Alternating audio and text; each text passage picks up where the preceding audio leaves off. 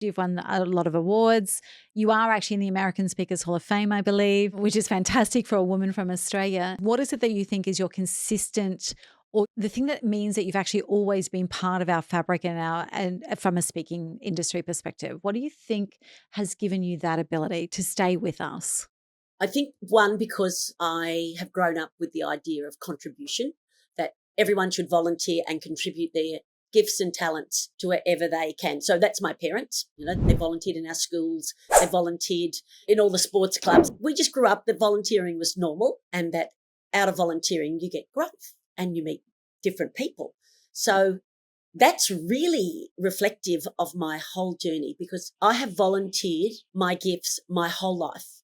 So I just keep contributing. And you know what? When my husband and I reflect on these decades of speaking, we would say that many of our highlights of our career came out of the places where we volunteered, and that some of the most influential connections that skyrocketed us, propelled us into corporate spaces, were doors we could have never opened on our own, that somebody saw us in a voluntary space and they invited us into their very powerful world, and I got the chance to flourish in that space as well.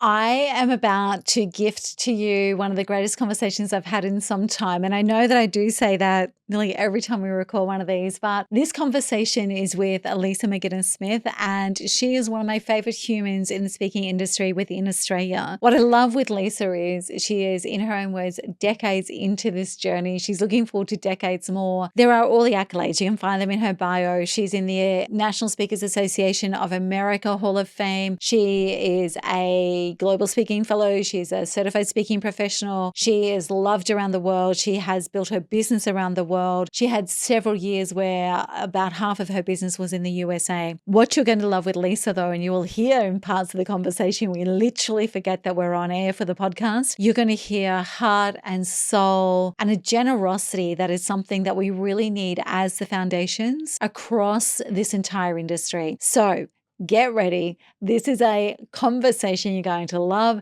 There are moments where I think you're going to laugh out loud right alongside of us. But most of all, this is a conversation up close and personal with one of the truly great speakers of the Australian and the international speaking industry. I can't wait to hear what you think. So welcome back to the next conversation with one of our dream speakers for the Speaker Driven Business podcast. And I'm so thrilled to welcome today Lisa McInnes-Smith. Lisa, hello and welcome. It is wonderful to be with you, Jacqueline. So looking forward to this conversation. It's been a little while in the making. Before we get started, because not everyone will know who Lisa McInnes-Smith is, so we're going to start off with something relatively easy. And that is, where in the world are you right now?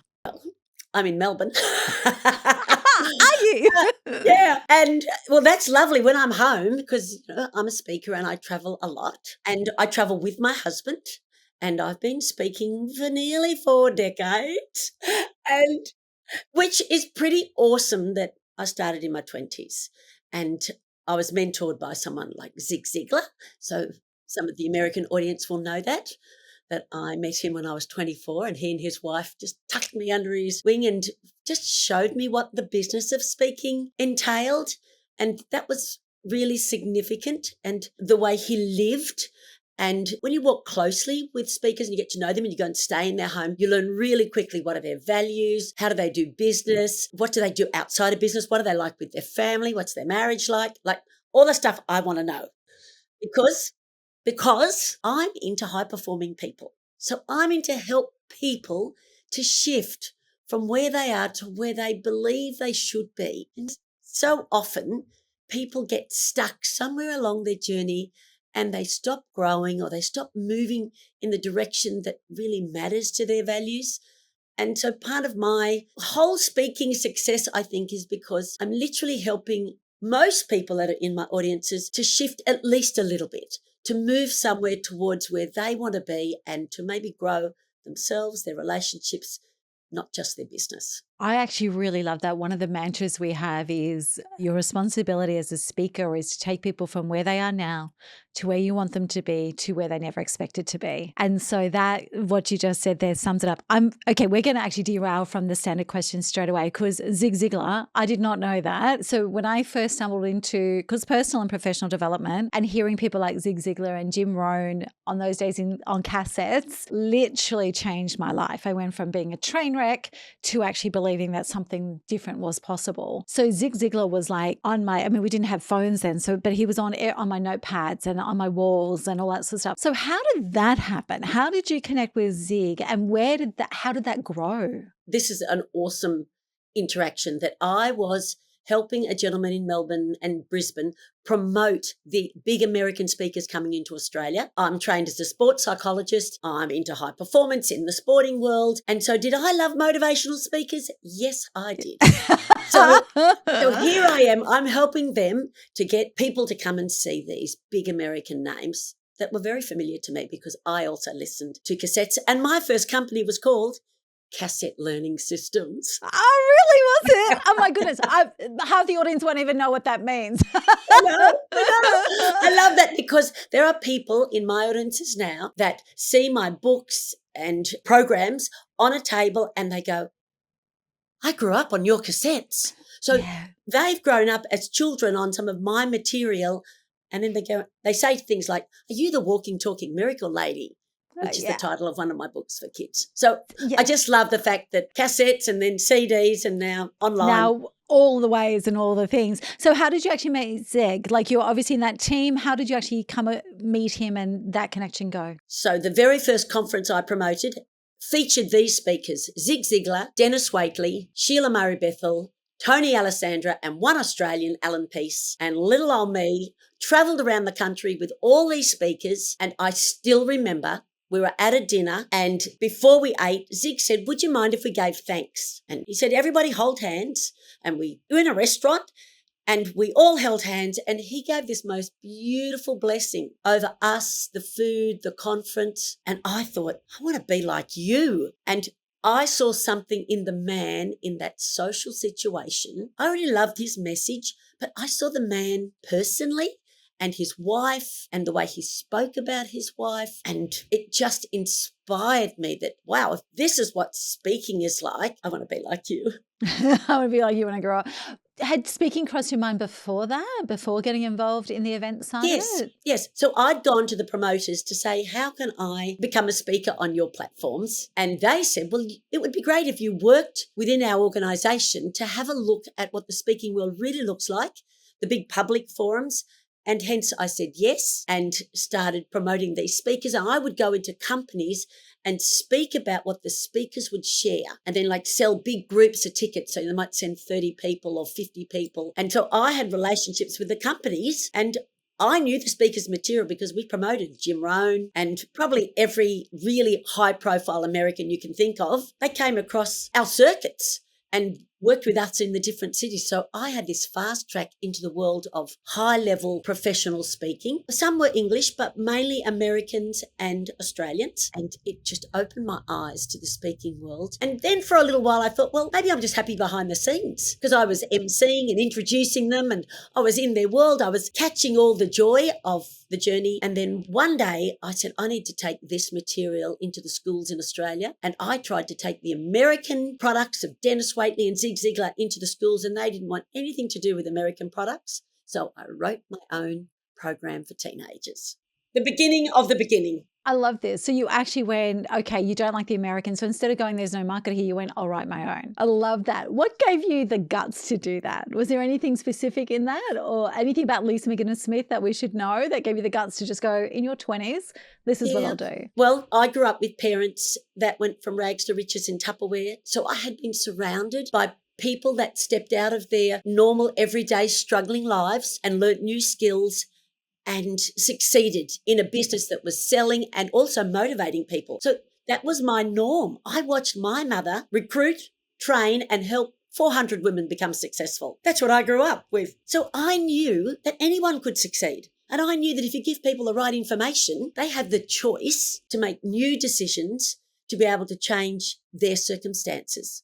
So my parents were poor when they started. I never knew they were poor. I always thought my parents were rich. The way they talked about money, that's right, love. And they never said, oh, we can't afford that. They just said, oh, we don't do that with our money. Yeah, nice placement. Very clever, super clever. Your ability to actually use the right words obviously started really young. Correct. Yeah. And think about this, that my promoters sent me to America to the big American speaking conference to go look for speakers that were good for Australia. Wow. So what did you take away from that? Because that's an extraordinary opportunity, and we could go on like what that meant, but like what did you notice and what did you take away from that experience? So I was looking for people that were congruent on the stage and off the stage, people that Australians would relate to. We're very matter of fact, down to earth. We don't like all the styles that come from around the world. We like people that are who will lean in, who will tell us their story, a bit self-deprecating, have a laugh. We need a bit of fun factor. We don't want it just straight content. We don't want a hard sell. We want you to invite us into your world, but don't push us. So I learned really quickly which speakers, by sitting in the big American conferences, which speakers would appeal and which ones sort of had their own unique lane, so that we never wanted a copy of somebody else. We didn't want a Zig Ziglar lookalike. We wanted people that were just unique and comfortable in their own skin. So that was incredible training for me. Yeah. Just knowing that this is the type of communicator that does well in Australia. How did it feel walking into the first time you experience when you go from Australia and you're in your 20s and you go and experience this at scale event in America, which is also a lot hypier than what we would have been used to. So the hype and the scale and the sheer numbers, how did you feel walking into that for the first time? Well, it felt really exciting until I went to ask a question. So I thought that atmosphere was wonderful and I was all in. And then I was in a big workshop with, 400 in the room. And I put up my hand to ask a question with others. And when I stood up, I burst into tears. It just revealed I was terrified. I was holding it all together. It was all these professional speakers. I was very aware that I didn't come up to their standard. I burst into tears. I couldn't even get the question out. And they were very patient. They waited for me, but it was overwhelming. And that was my first real interaction with panic. And what did it feel like to be you feel like a fish out of water. I wasn't in the right place. But you know what happened out of that?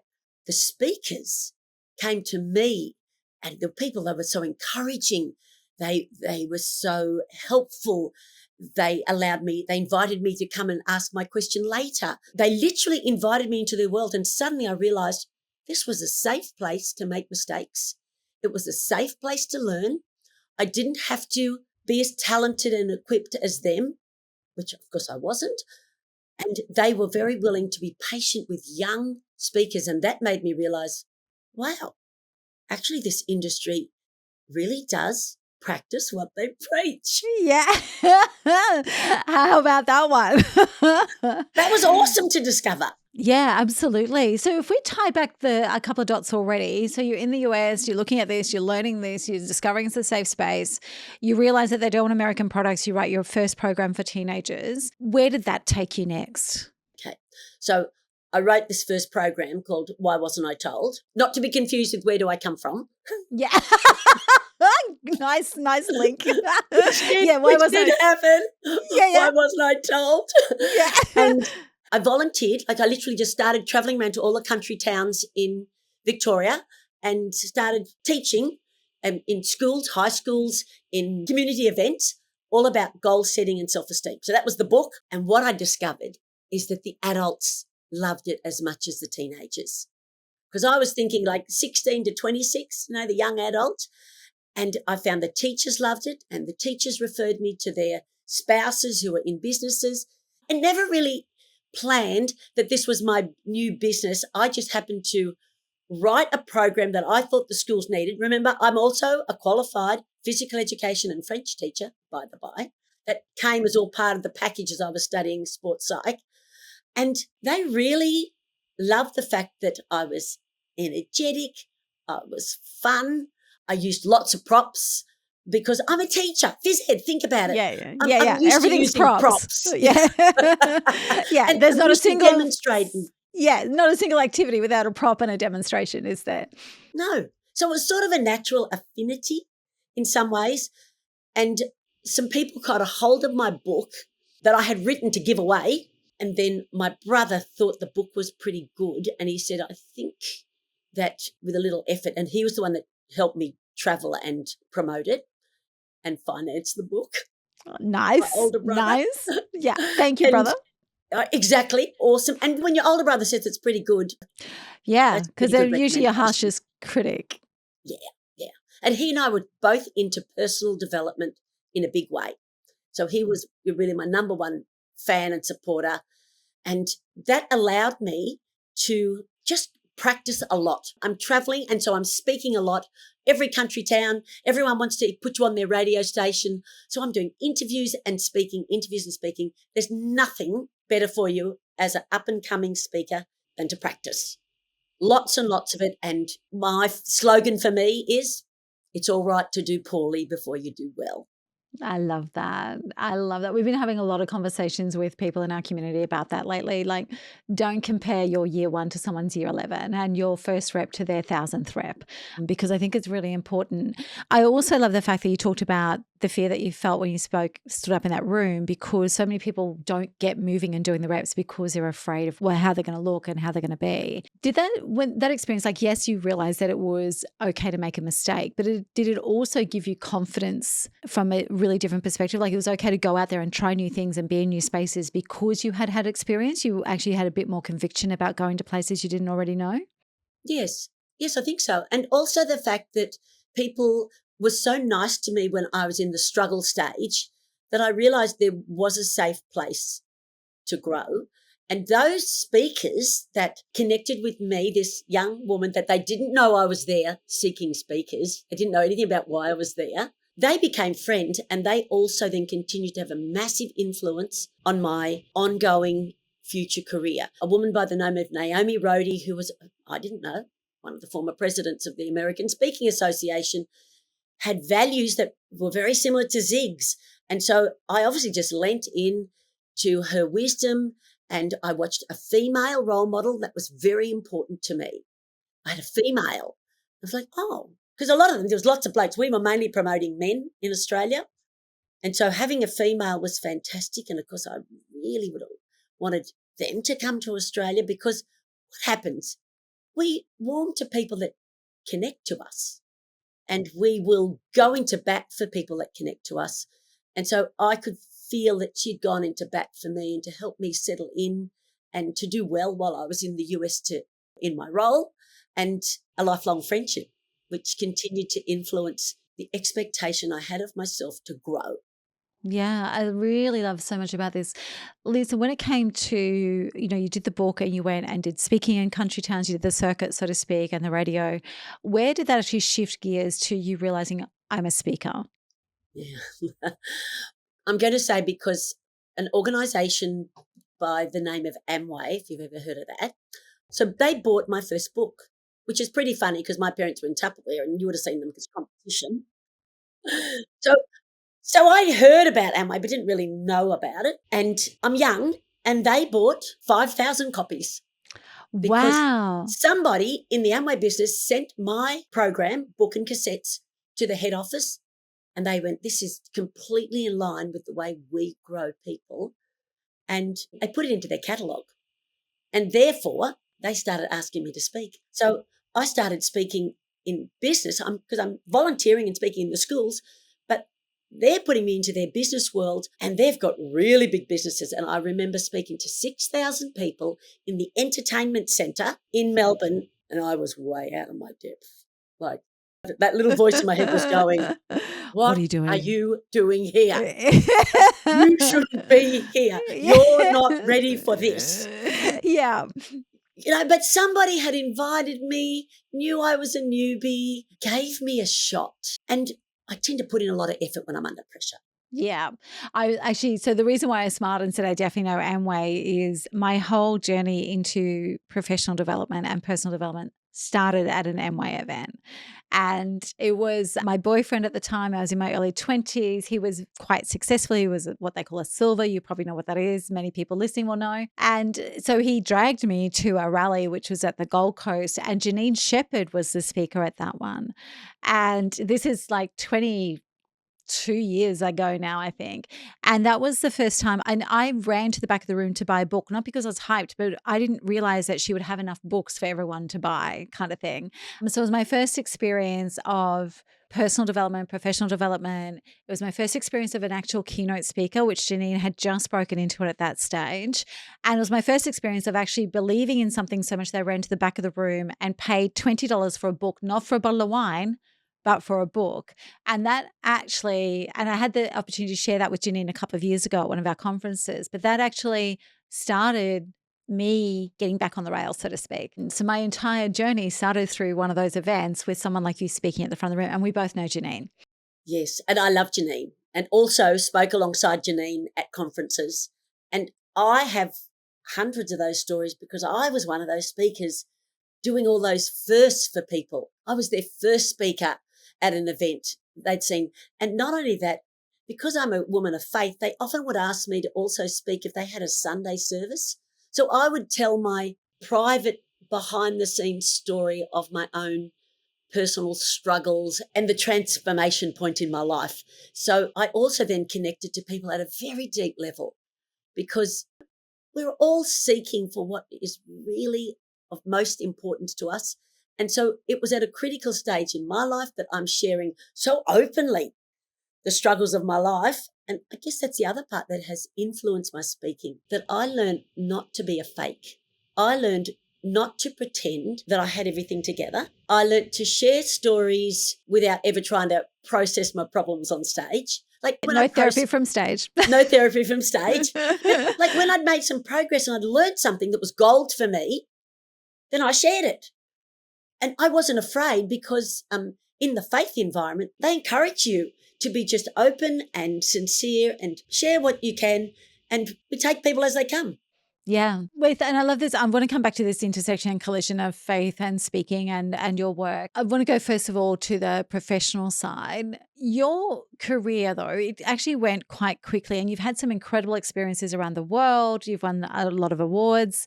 You are actually in the American Speakers Hall of Fame, I believe, which is fantastic for a woman from Australia. What is it that when you kind of draw this bow over the last few decades, what is it that you think is your consistent or the thing that means that you've actually always been part of our fabric and from a speaking industry perspective? What do you think has given you that ability to stay with us? I think one, because I have grown up with the idea of contribution, that everyone should volunteer and contribute their gifts and talents to wherever they can. So that's my parents. They volunteered in our schools. They volunteered in all the sports clubs. I mean, we just grew up that volunteering was normal, and that out of volunteering, you get growth and you meet different people. So that's really reflective of my whole journey because I have volunteered my gifts my whole life. So I still volunteer. I speak into the prisons. I speak into places where people could never afford to have me. I speak where there's young people in trouble. I speak to young people with addictions. I speak to refugees. I speak to churches that are little communities just growing and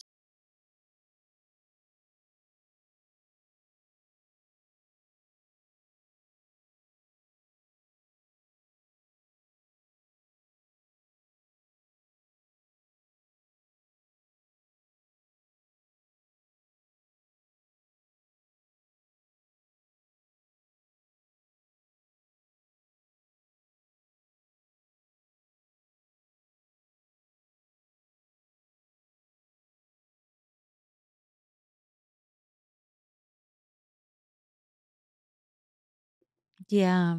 I love this side by side, the symmetry of this. It's I come from regional Queens, a very small town where if you needed something done, everyone gathered, you rolled up your sleeves, you threw a map in the dirt and worked out who was going to do what and agreed when you were coming back together. And so I've grown up very similarly, right? And my mother particularly did a lot of volunteer work. What I love about that though is showing up in these other places, the unexpected places, because there is such a focus on emerging speakers on I need to get paid. And you do, and we understand that you need a commercial return. And a lot of my marketing has to be about that because that's what they think they want. But I love this contribution, this giving. I'm going to ask a couple of different questions. What is the richest experience? I mean, you just touched on young people with addictions, early stage churches or small churches. The one that just got my attention was going into prisons. Like, where do you find this richness of volunteering really comes through? And what is it, if we think about the prisons, what is the difference that you make just by showing up and speaking into them? I'm really curious about that. So I think for my whole life, when my heart feels full, I can pour anywhere I like. So I have to have personal practices, practical and spiritual, that fill me up, and then I've got plenty to pour out. So I see myself a bit like a fountain. If I'm full, I spray over everybody and they all cop it. They get the sprinkles, or if they hang around really close, they get the full drenching. Yes. But, what I teach about leadership, more caught than taught, and that who you hang around really matters. And in the speaking world, the fact that they're listening to you, Jacqueline, you know about it, you're contagious, you know what does and doesn't work, you have friends, a whole lot of colleagues like me that we get paid well for what we do. However, we do what we do for far stronger reasons than getting paid. I will do this all my life, whether I get paid or not. This is what I love to do. This is why I share. Am I a speaker? I'm someone that encourages people. I take the wisdom that I've learned in life, in my marriage, in my parenting, in my health, in my community, all the places I've volunteered and learned all the hard lessons about people. I take that with me into the corporate world because I've been willing to learn through hard stuff. I didn't grow up with a silver spoon in any way, and I grew up with my left eye permanently closed, so I grew up with a handicap, which was a whole nother story. But these are the things that enable us to see where we can add value. So it's interesting. I'm going to speak at the professional speaking conference, and they're asking me to speak in lots of spots. And I've got to keep asking myself, only speak in places where you add value. Don't speak in places where someone else can do it. Speak in places where you bring something that's different. I love that. One of the big things is that, and it was actually my first trip to the US, to the speakers conference in the US, where it really came home for me. They spoke at the front of the room about the privilege of the platform and being in service to the audience. And it's really interesting because I'd been trying to articulate before then why I didn't take everyone into my programs and why I didn't work with everyone. And it was that because if you actually don't have something of value to bring to the table, I don't want to give you the tools to take up oxygen at the front of the room. And I know that's really blunt, but I literally don't want to give you, because as you know, the tools of influence can be learned by anyone. Right. So I don't want to teach people to speak from the front of the room if they're not going to bring value to the table. And that's one of the things that I was able to articulate after hearing that message. It was one of the big influence conferences before COVID hit. And it was such a palpable, visceral sensation that this is what it was about. And I think that's why I gravitate towards looking at what people like yourself do, because that's actually at the core of what you do. When it comes to, I'm going to ask specifically about speaking into prisons and those sorts of environments, like you're purpose driven, and I understand that, and you can give. What is it that lights you up when you're done? When you're getting towards the end of it and you're walking back out to the car and you're going through the security gate on the exit, the exits and everything, what is it that you feel in your heart after that is done? Well, firstly, I want to tell you that the favourite thing that my husband and I say to each other, my husband travels with me everywhere. For those that yes, know. We should have actually mentioned that earlier. They get two for the price of one when they get me. And the interesting thing is we'll say to one another, you wouldn't want to have missed that. So we know that something really special was transferred, and we're aware that when whoever has invited me in gives me permission to bring all of me, there's usually an extra special level of transformation. So in the prisons, they trust me. Now, let me just say, I am a volunteer for Prison Network Ministry. I have been a mouthpiece for an organisation, and I've interviewed Lindy Chamberlain. Amazing. Yes. And done all types of fundraising for an organisation that supports women and their children. And so, see, that's just a cause that's on my heart. When a lot of people that end up in prison end up there because their circumstances that they're surrounded in haven't been like mine. And so I can give a bit of love and wisdom and compassion and fun, because they need lots of laughter and they need the outside world to come in and show them that get ready, get prepared, because you're coming back into my world and you need to do the work while you're in here in this confined space. Do the work so that you're ready to have a new life when you get out. So I never forget the vision for them, because some are in for 1 year, some are in for a long time, depending on what they've done. But no matter how long you're in, you got to grow. Yeah, get ready. The world's waiting for you. And so that's part of my motivation. And if I can inspire them to see that and give them some tools, because I'm a bit of a practical girl, all right. You are. I've been in your sessions. Super practical. It's one of the reasons I love you. Yeah. Well, because we tell them the story, but then we go, well, wait a minute, what are you going to do? So I always try and walk away with at least 3 tools that they can say, here's 3 things you can do: the way you talk to yourself, the way you speak about the people around you, and 1 little habit that you might be doing just with your personal body or your posture. Like, it's something to help them get the courage to keep on the growth pathway until they arrive at where they want to get to. So it's really no different. So you can see this, whether it's a prison, whether it's a high-level corporate group, like top 12 people in the bank, the airlines, the places that I get invited surprise me still. Yeah. Even after all this time, proven record. Yeah, because I know that those people are cleverer than me at what they do. But I don't come to tell them how to do their job. I come to give them some wisdom that maybe they haven't thought about lately, because it's not new. It's just something they need to be reminded of to get them back on track to stay cohesive as a team, which is one of the big challenges at that high level, and to stay cohesive with vision. So I'm a bit of a cheerleader. Yeah, I love that. What do you think is the thing about Lisa McInnes-Smith that does make you sought after? Like, I can hear the delight and surprise still in your voice after all this time. But by now as well, you probably have a fair idea of what it is about Lisa McInnes-Smith that gets you brought in and gets you invited. And I'd love to understand that a little bit, because I think there's some wisdom in that for the audience. So firstly, I don't put myself in places where I'm not the ideal person. So you learn that as you go along. Pick your lane and stay in your lane, and then be clear about the expectations the clients have. And when you do the brief, make sure that you're a good fit. Don't take things where you're not a good fit, because that hurts you rather than hinders you in those upper levels of speaking. Don't pretend. Of course, faith it till you make it. You've got to have a bit of faith to make the gap. And that's different to don't fake it, because we just read that in our culture. We read when people are being sincere. So I think why I keep getting employed is that I bring energy. I'm naturally energetic, and I bring that energy into the room. I can change a stiff room pretty fast, and I do get employed, Jacqueline, for really hard spots that other people don't want. But I love it. I actually love the challenge of the hard audience, the audience that's really like life's not working for their companies. The culture's not great at the moment. There's challenges between leadership and middle management. I know I can bring hope. I can give them tools. I can give them lots of laughter, and I can help them to connect with one another, which those skill sets are what I'm pulling out of my pool of expertise. I just have to listen in the brief as to what is it that these people need. Because remember, we usually get 45 minutes to an hour and 15. Yeah. That's it, in and out, and got to actually be able to change something in that time. Which brings me back to, you just said, I love being able to change a stiff room into something cohesive. Do you think that's your energy? Do you think it's the humor? What is it that you actually need to do when you walk into a room, you go, oh, this is a killer? Because you feel it, don't you? The minute you walk in, it's like, this is going to suffocate me right now. So what is it that you actually go to first? That's good. I've got to say, I look at my husband, usually who's at the very back of the room, and he has a little smile at me like, good luck, honey.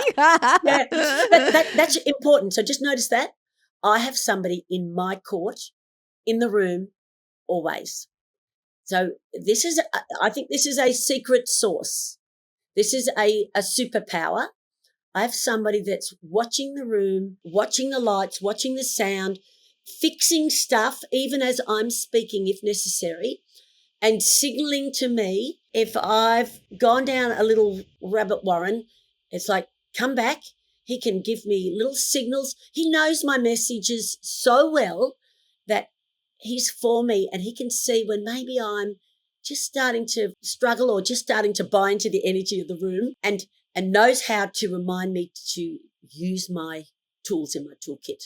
So that's a really important factor. And I'm going to say anyone can take a friend. Anyone could take a friend. When you're speaking and when you're starting off, you need a friend in the room.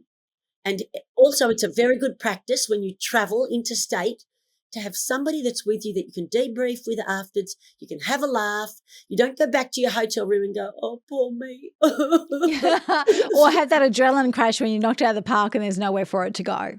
Correct. Yes. Which these are all things about our management of our lives and our well-being that we've learnt over the years. And remember, we're travelling into other countries, so trips are long, flights don't work out. There's a lot of things that go wrong. But I have somebody that laughs with me, that tries to help me just turn up at my best, even if, the baby has just fallen over and hit his head. The in-laws, because I don't know if, Jacqueline, your audience understands, I had 2 babies very quickly after I married my husband, and we took them on the road with us. And the only way that was going to make that work was to take his parents as well, whom I didn't know very well. Fun. What could possibly go wrong? And what I learned was when you ask people to help you, you'd be absolutely amazed at how much they want to help. And I think speakers can be a little bit of lone rangers where we fail to ask for help when we need it, and we need each other. So we need community. This is why the speaking profession and camaraderie of colleagues is really important. We need someone that understands the challenges in our world that we can unload with and debrief.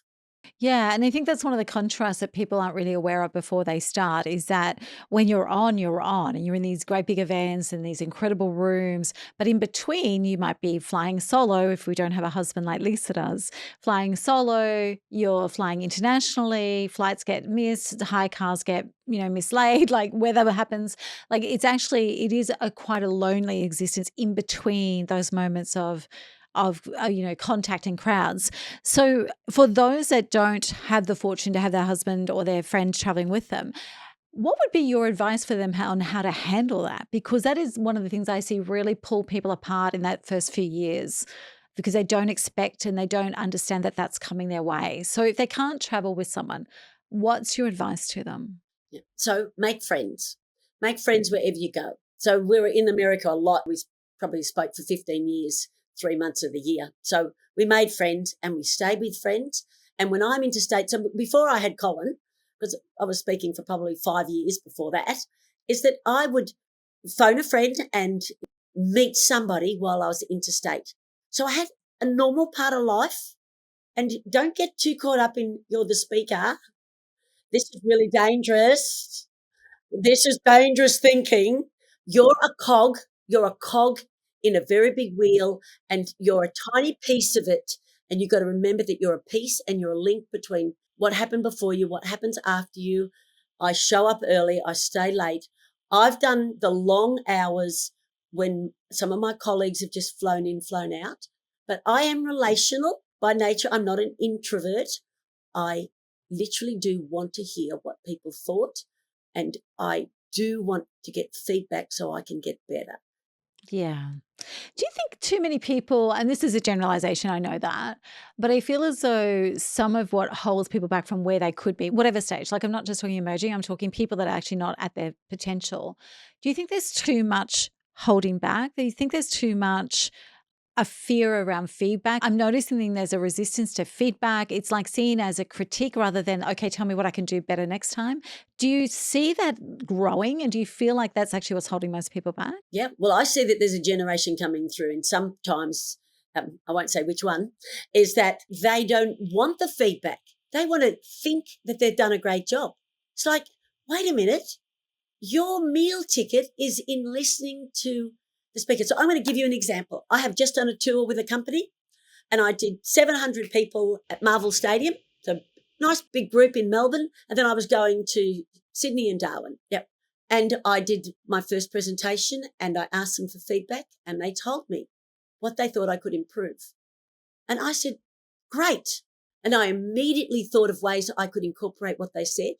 And I went from 700 to 60. So like the crowds were completely different. I really wanted them to know, I want to serve you. And I did what they said and it was better because of it. And they gave me a few more tweaks. And instead of me thinking, oh, wait a minute, I'm the superstar, I went, I'm here to serve you and I want you to know how I can do that better. And I don't know what's on their mind. This is like a husband and wife expecting read each other's mind. Like if you want a good marriage, yeah, you're not going to read his mind. No, I'll never get it right. So I have to ask my husband, and even for feedback, I've got to say, my husband's always got feedback for me. But yeah. Because he's left brain, technical. Yeah. He's got all this feedback. He's got notes with brackets and all the places I could have done it better. Oh, is that what I've seen him doing in those rooms? I see him with his notepad. I thought he was taking notes. He's doing feedback. But he does both. He writes notes on what I did, what worked, so I've got a great record for the next time. But he's got lots of side notes to say, maybe where I could have done it better, I could have listened to the audience, where I just kept talking instead of listening to the crowd's response. Didn't ask maybe enough questions. Just really helpful. So if we don't have a Colin, who should we surround ourselves with to get that? Well, colleagues. Yeah. Colleagues. I remember when Winston Marsh, one of the gurus, I thought in the marketing space of speaking, he wrote a little line about me. He said, I think you're one of the most loved speakers. Now, I would have never said that. But he said it needs to be in your bio. And this is the thing colleagues will do for you. Colleagues will say what they see and you can't see it. So we need each other because our colleagues know what needs to be around us and the wisdom of many. You know, there's wisdom in many counselors. That's straight out of the book of Proverbs. That's wisdom from thousands of years ago. We need counselors. Hey, just by the by, just a tip for everybody. When Colin and my marriage is just a bit challenging, we get a counsellor. When my speaking isn't quite flowing, I get a counsellor.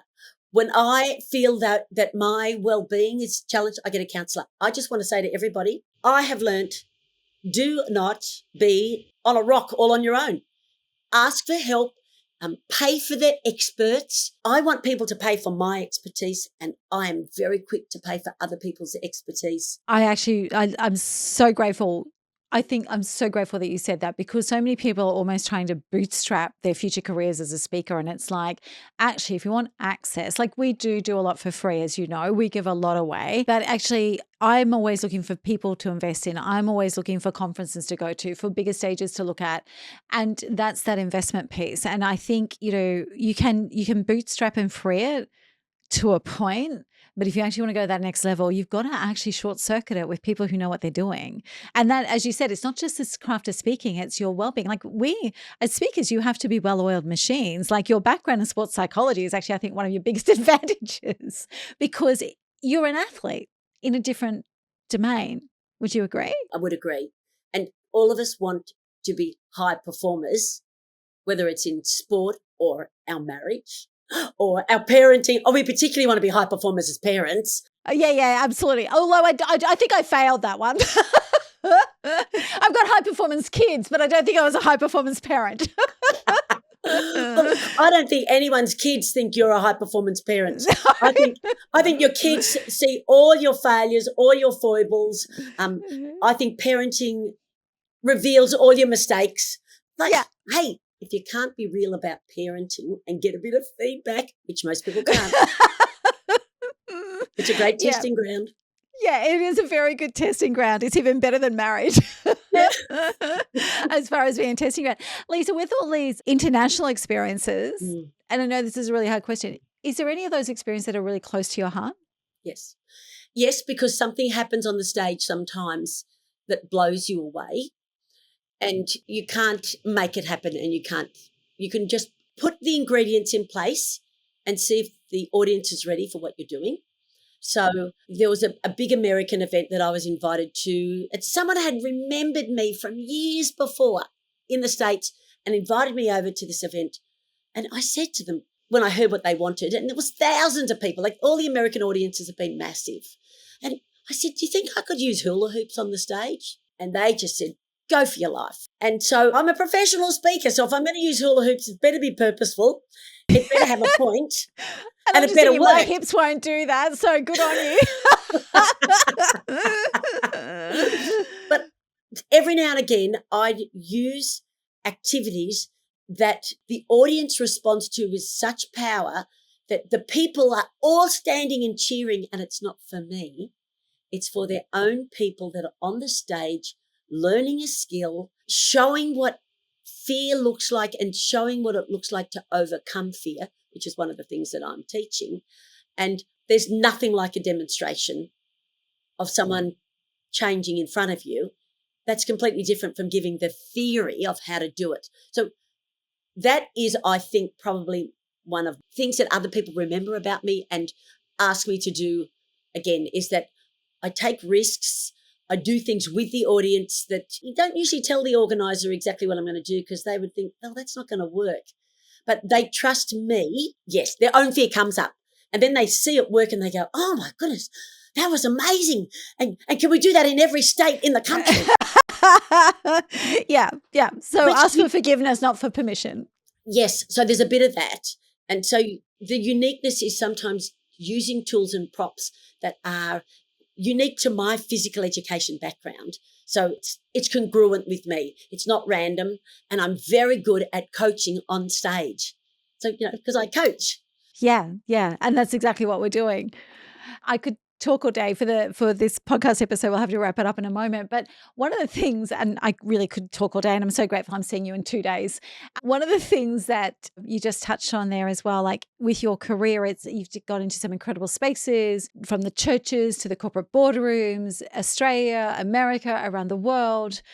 For people who are setting their sights firmly on having a really international speaking career, I would love, and I know that it's a big topic, but what's your actual pearls of wisdom around that? Because so many people are getting fixated on that, especially with our ease of access.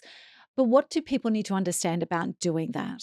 Okay. So in my case, it's a specific type of international speaking. I speak for companies where I know they have a reason to take their conferences around the world. So when I spoke for Hewlett-Packard online, I spoke into 36 countries. But that was in COVID. But before that, you would be on the road. So the companies I've worked for are companies that take you with them. So sometimes it's an Australian company that is internationally connected. So they take me to Russia and Israel and London and San Francisco and Belgium. And I can't take myself on my own and get work in those places. They take me. So that can be intentional, that you look for companies that you could really back and get inside their culture and love what they do, and show what you'd be very good value into those.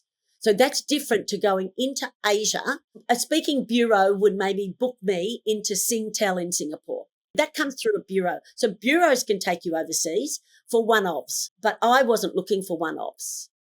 I was looking for companies that wanted me to be able to really contribute more longer term. And I have worked with some companies for 30 years. And so they might not have me maybe every 3 or 4 years, but they keep bringing me back because their people love me. I do something unique. They have something totally different the next year. They think, oh, I sort of miss Lisa's energy or participation, and they bring me back. There are some others that will just have me 5 years in a row. And then I say to them, it's time for you to have, and I tell them who they should have next, because I know who can bring energy but have a different, unique style. So look, international, you need to know what type of international you want to do. I love that piece of advice. And it's actually about being strategic, isn't it? It is. And making some of those decisions. Before we do wrap up, one of the things I'd love to touch on is you've touched on a couple of times with faith and Zig Ziglar's values, and, and then also you, as we said, talking in these boardrooms. I know that you and Colin both speak across churches and church communities, and obviously you also give back to a lot of different communities. I kind of want to understand a little bit how you feel about what is the interplay between what you do from a faith perspective and speaking there and what you do on a stage, and how do they enrich each other? Yeah, good. So firstly, I never gave a speech until I found a connection to God. So just like by the by, I didn't think that I had anything to give until I had that revelation that I was to take my gifts that I obviously had in the schools that I taught in, and I could take it further. Oh, so I felt like I had a God perspective that just what I did on everyday life is something that could go further. So hence the reason I wrote a book for teenagers. See, my values changed. I stopped the lifestyle that I was in and was looking for my life's purpose. And I realized that I loved helping people. And I thought, well, usually they should be younger than me because I could hopefully help them. I need to be a little bit older, a little bit wiser. Yeah, that's right. And now that nearly everybody's younger than me, so now I can help nearly anybody. I love that. In fact, there's a line I'm going to use that. So and must remember on podcast recording here, but I'm working with someone who's coming to one of our programs and he's in his 60s and he was like, am I too old? And I'm like, no, you're not. Like, you are so not. So I'm going to go and tell him to listen to this episode now because he needs to listen to that line. Yes. And because wisdom is accumulating. So the faith aspect, it's important to remember too, when the towers went down in America and I had like half my business was in the USA and the towers went down, so the whole speaking industry collapsed. That's when the church in Australia found out that I'd been put into the International Speakers Hall of Fame, and they invited me to speak at the big women's conferences in Australia, which I didn't know existed, Christian ones. And they were like 6,000 and 7,000 people. So they were big. And I found a whole new audience. And there were 3 different strains. So I speak for all the brands. There's lots of brands. And I don't have a bias. So that's really interesting when you grow up and you come to faith older. I just love people where I find them. And sometimes I think I'm a bit wild, but besides that, a bit too energetic for church. Or when I start hula hooping in church, you know that I've crossed the line. Can I be there to witness if you've not done it already? I'm going to admit to you, I have done it because the people that know me and know how I teach, especially when I'm talking to men's conferences, because I don't just speak at women's conferences, I speak at men's conferences as well because, hey, most of my corporate audience for decades were mainly men. So I got the privilege of having female audiences later in my career. Thank you, girls. And so that opened up a whole lot of doors. By volunteering, they asked me to speak. They were paid engagements, but that opened me up to all these communities all over the country, and they're full of business women. They were full of potential clients. So I've got to say, my business just continued to prosper after that. It was a 3-year cycle where we were going nowhere overseas, but I was just doing a lot of work in Australia in the community, and it allowed me to go forward. So this is the faith thing. I don't have to talk about my faith in corporate engagements. I come to serve my clients on the topic they want, which is high performance, and I come with all my secular expertise, but I'm a woman of faith, so they get the God factor just because he's with me. Yeah. And what does that mean for them? It means that I'm going to love their people. I'm going to serve their people. I'm going to give their people everything I've got. And I'm not a hold back, like give you half. I feel like sometimes like prisons, the people that are hurting the most need the most. So pour out. And our job is pour out what you've got wherever you get the opportunity, and you will find that it will be poured back into your lap way beyond what you expect. But don't ever think that, you're somebody special. You are one of the community, just using your skill set to serve where you get positioned. And I think it's really important to just keep perspective. Yeah, absolutely. Lisa, as we wrap up this episode and this conversation, which I don't want to do, most of our audience are emerging or what I call breakthrough speakers. So they've got to a level and now they want to know how to go to the next level. As somebody who is a veteran and who is loved, I love that Winston Marsh said you need to put that into your bio because we do all love you. What is the words of wisdom that you would, as we close this out, what's the final words of wisdom from Lisa to the people listening who are looking for that next level or that breakthrough? They've got to find out their uniqueness. They've got to tell their own stories.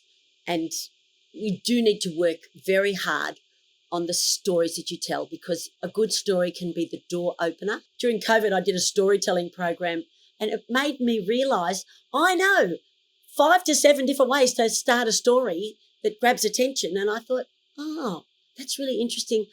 A lot of people don't know how to start a story. They don't know how to finish a story. And that goes the same with a speech. So if I was to get them to hone in and say, really know how to start well and know how to finish well, even if the whole thing has been a disaster, know how to finish well, because that's the last thing they remember. And people will forgive you a lot if you will just, So, and have a go. Bring what you've got to the game and get people like us to keep cheering you on, because we know there's platforms everywhere. And I've been speaking for 40 years and I haven't even touched the depths and widths and height of what's available. I'm hoping I've got the next 40 to keep going. I love that. I love that so much. I also, as we wrap this up, I want everybody listening to take away from you the abundance of available stages. And so if you're not actually getting what you want, it's quite possible you're not in service, you haven't invested in your storytelling, and you also haven't invested in actually how you open and close and being in service to other people. And that to me actually brings that home, because I'm always saying if you're not getting what you want, there's something you need to change, right? And so the fact that you've done 40 years and you want another 40 years to at least scratch the surface of what's available, I think actually really backs that up. Lisa McInnes-Smith, thank you so much from the bottom of my heart for today. It's been an incredible conversation. Oh, it's a joy talking to you, Jacqueline. Thanks for having me.